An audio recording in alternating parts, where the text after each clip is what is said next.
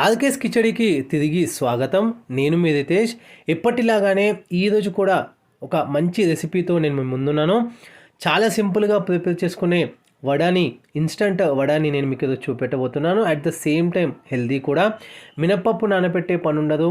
Just 10 నిమిషాల లోపే simple ఇంగ్రీడియంట్స్తో ఈజీగా ప్రిపేర్ చేసుకోవచ్చు. ఇంట్లో అందరికీ నచ్చుతుంది. టైం లేనప్పుడు ఈ హెల్దీ వడ 10 మినిట్స్లో మీరు మార్నింగ్ బ్రేక్ఫాస్ట్ తీసుకోండి. చాలా సూపర్గా ఉంటుంది. మరి లేట్ చేయకుండా let start our instant 10 minutes vada. Healthy 10 minutes vada prepare చేసుకోవడానికి ముందుగా మనం ఒక మిక్సింగ్ బౌల్లో 1 కప్ వరకు జొన్న పిండిని యాడ్ చేస్తున్నాను. ఒక పించ్ వరకు బేకింగ్ సోడా యాడ్ చేస్తున్నాను. ఒకవేళ సోడా లేనట్టుగా అయితే 2 స్పూన్ల వరకు మీరు కర్డ్ని యూస్ చేయొచ్చు.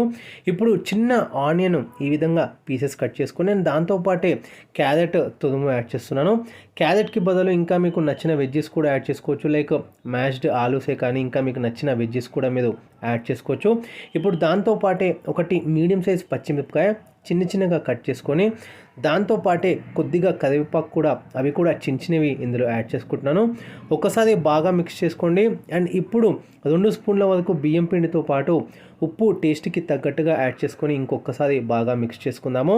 మిక్స్ చేసుకున్న తర్వాత ఇప్పుడు కొద్దిగా వాటర్ యాడ్ చేసుకుంటూ మంచిగా మనం డో అనేది ప్రిపేర్ చేసుకోవాలి.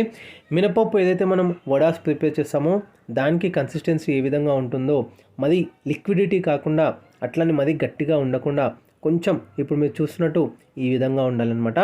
సో ఒక్కొక్కటిగా చిన్న బాల్స్ మాదిరిగా ప్రిపేర్ చేసుకోండి. ఈ విధంగా హ్యాండ్కి మంచిగా వడా షేప్ ప్రిపేర్ చేసుకొని లైట్గా వాటర్ అనేది ఏదైనా వేలికి అప్లై చేసుకొని మధ్యలో ఈ విధంగా హోల్ అనేది పెట్టుకోండి.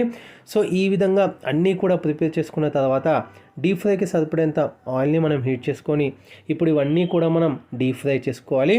లో ఫ్లేమ్ మీడియం ఫ్లేమ్ అడ్జస్ట్ చేస్తూ ఎక్కడ మాడిపోకుండా అట్ ద సేమ్ టైం బయట కలర్ చేంజ్ అవ్వకుండా లోపల కూడా ఈవెన్గా కుక్ అయ్యే విధంగా లో ఫ్లేమ్లో మీడియం ఫ్లేమ్లో అడ్జస్ట్ చేస్తూ చేయండి.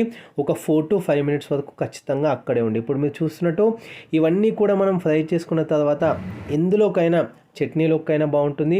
ఇంకా వేరే కర్రీస్లో ఉండే గ్రేవీస్లో కూడా చాలా సూపర్గా ఉంటుంది. ఇది ఇవాల్టి వీడియోని నచ్చినట్టయితే లైక్ చేయండి, షేర్ చేయండి, కామెంట్ చేయండి. ఛానల్ని ఏమైనా కొత్తగా విజిట్ చేస్తున్నట్టయితే వీడియోస్ చూడండి. నచ్చితే కనుక కంటెంట్ అప్పుడు సబ్స్క్రైబ్ చేసుకోండి. ఇంకేమైనా మీకు రెసిపీలో డౌట్స్ ఉన్నా మెసేజ్ చేయొచ్చు. ఇన్స్టాగ్రామ్లో కూడా మీరు ఫాలో అవ్వచ్చు. Thanks for watching this video.